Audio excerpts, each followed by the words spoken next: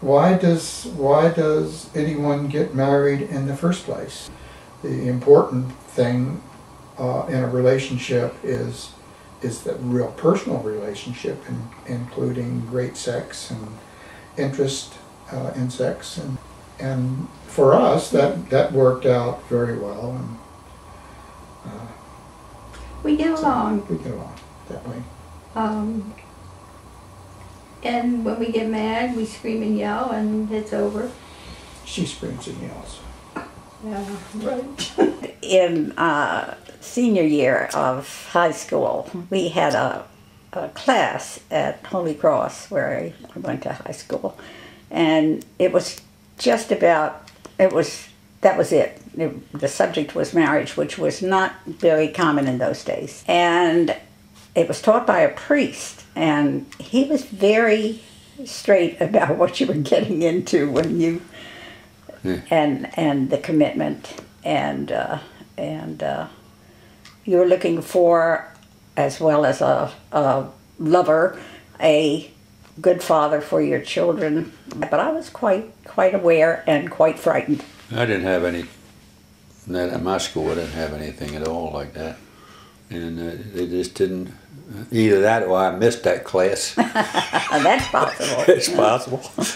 Well, Elaine had never even babysat before, so right off with Jody, our number one, she didn't know what to do. They gave her this me home with this thing. They said go home, and here he was.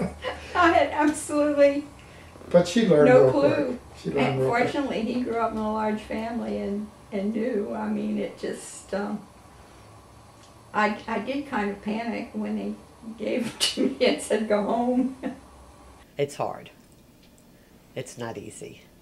He was in school, I was working. It was a lot of adjustment, don't you think? Yeah, well, it was, and we had a child within, I guess, 11 months after we were married. Right. So it was quite an adjustment because she had to quit work, obviously, in those days to stay home with the baby.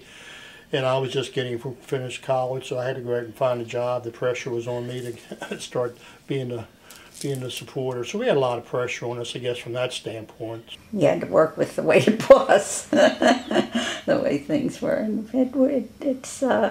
I think it was good not to have too many preconceptions, or not to have any, because you didn't really know what to expect, so you took each day as it came.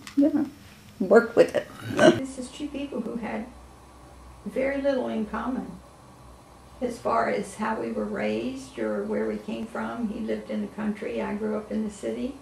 He came from a huge family, had brothers and sisters. I didn't. He had a father in the house. I was raised by just my mom. So I guess we both had connections to our church, but we had, aside from both going to college, he loves math, I hate it. It's kind of interesting when you stop thinking about it. We both have strong personalities, and it's hard. It's hard to.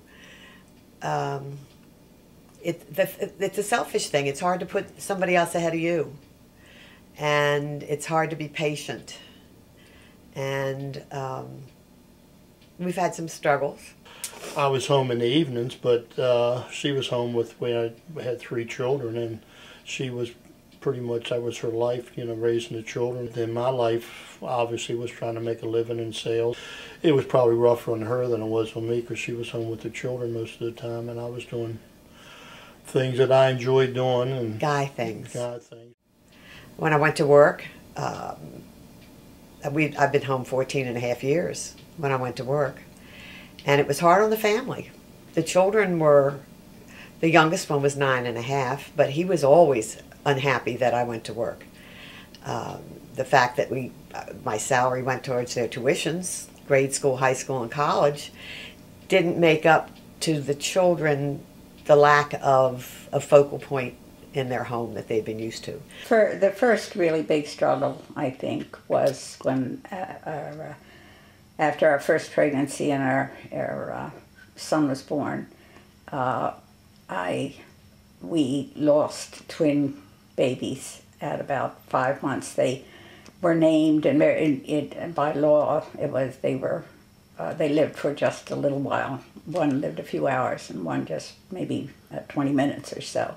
But that was traumatic.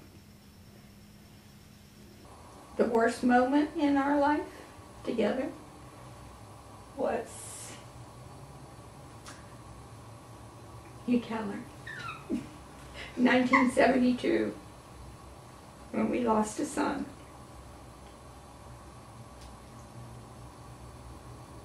And did we get through it? Yeah.